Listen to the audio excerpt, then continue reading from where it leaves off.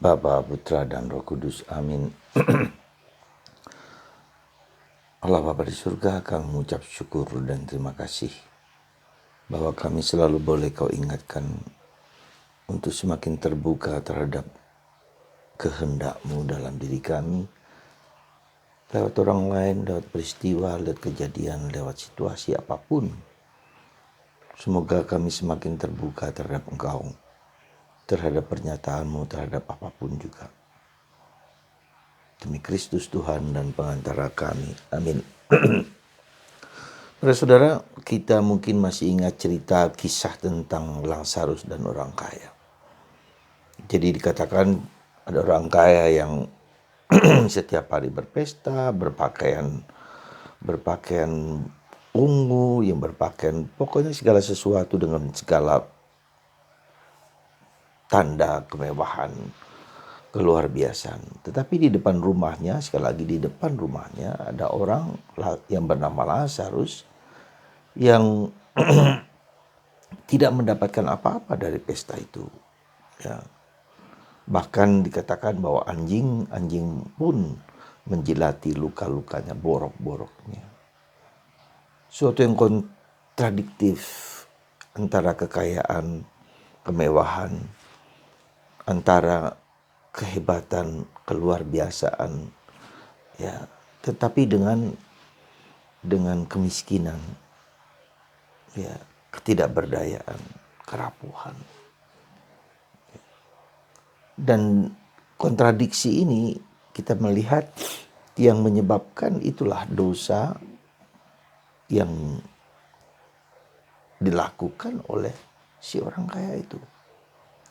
Ketika kemudian Lazarus langsung pergi ke rumah Abraham dan si kaya itu pun mati, sama-sama mati, maka si Lazarus sampai ke Bapak Abraham.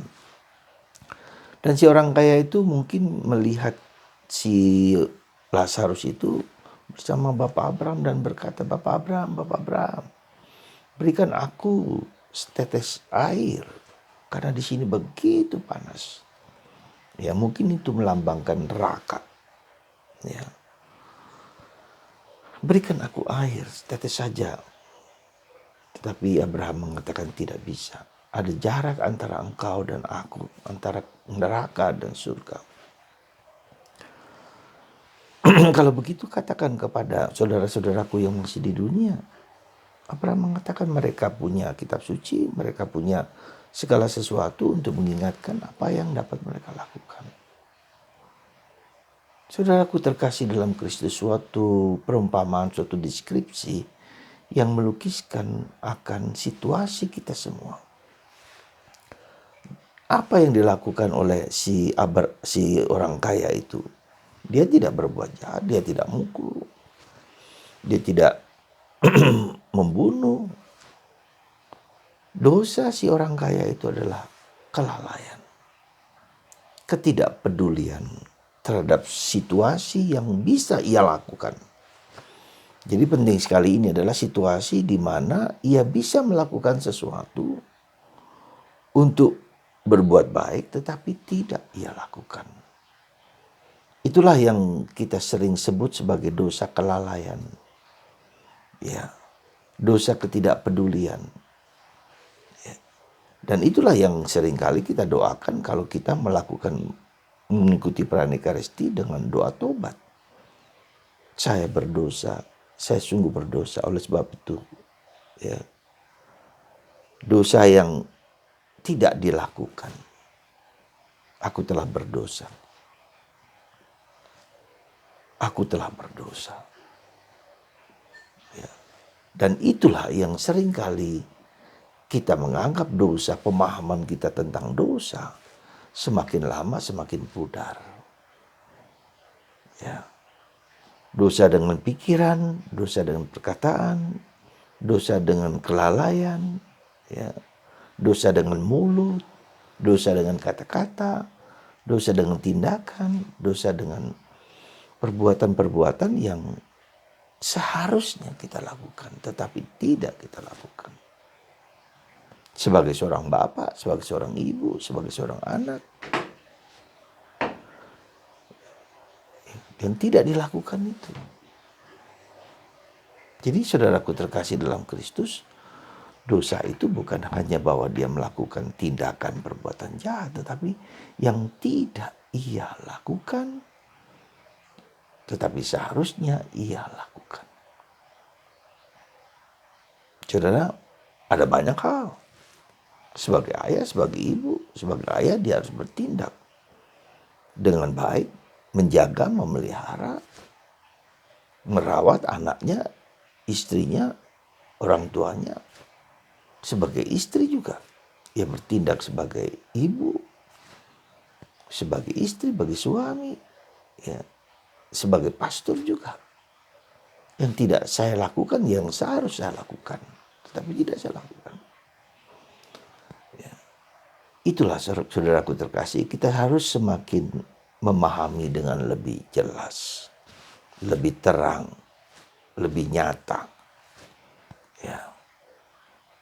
Apa yang sungguh-sungguh menjadi kewajiban kita dimanapun kita berada, kapanpun kita berada. Kita menjadi tegar tengkuk, menjadi tidak mau melakukan karena yang seharusnya saya lakukan tidak saya lakukan. Saya tertutup segala kemungkinan-kemungkinan yang ada di depan mataku yang menjadi tanggung jawabku. Dalam bahasa kita adalah kemungkinan besar, bukan kemungkinan besar, dosa kemalasan. Ya, kita malas. Banyak hal yang sekali lagi yang harus kita lakukan dan tidak kita lakukan, dosa kemalasan. Ya, dosa kesombongan juga. Semoga dengan orang kaya dan Lazarus ini mengingatkan kita apa yang harus kulakukan dan harus kulakukan, tetapi tidak kulakukan. Dan semoga mata batin kita terbuka terhadap segala kemungkinan-kemungkinan. Ya, Tuhan menegur kita dengan banyak hal di sekitar kita.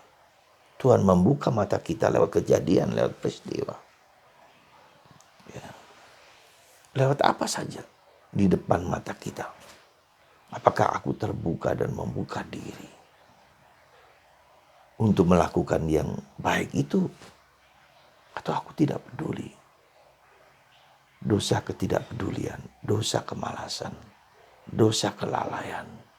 Semoga Anda dan saya dan kita semua semakin terbuka dan membuka diri untuk melakukan yang baik apapun juga yang kita lihat di sekitar kita. Tuhan memberkati Anda, memberkati saya, memberkati kita semua, supaya hati kita terbuka untuk melakukan yang baik, dimanapun, kapanpun, pada waktu apapun. Semoga Tuhan memberkati kita semua, menjaga dan memelihara kita, supaya kita semakin berusaha berbuat sebaik mungkin bagi diriku, bagi orang lain, dan siapapun juga. Mari kita semakin rajin, semakin tekun, dan semakin berbuat baik bagi siapapun. Jangan lelah berbuat baik. Tuhan memberkati Anda semua dalam Bapa, Putra, dan Roh Kudus. Amin.